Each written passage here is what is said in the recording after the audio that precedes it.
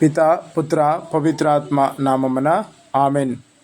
అతడు అధిక సంపద గలవాడుటచే ఈ మాట విని బాధతో వెళ్ళిపోయాను. మత్తయి 19:22. ఒక యవనస్తుడు ప్రభువును సమీపించి నిత్యజీవము పొందుటకు నేనేమి చేయాలి అని ప్రశ్నించాడు. అనగా ఈ యువకునికి మరొక లోకము ఉన్నది అని అవగాహన ఉంది.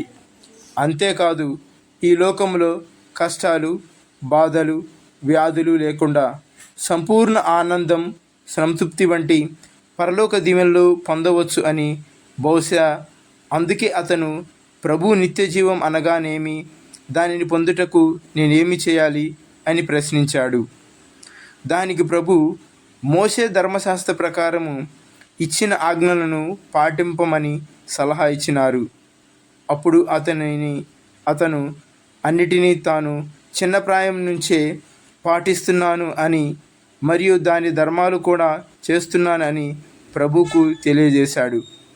అప్పుడు అతను చేయవలసినది మరొకటి ఉన్నదని, తన సంపదను అంతా పేదలకు పంచిపెట్టి వచ్చి అతను అనుసరించమని ఆ యువకుడిని అడగగా, అతడు ధనమునకు ప్రియుడగుటచే విచారముతో ధనవాంఛతో ఇంటికి వెళ్ళిపోయాడు.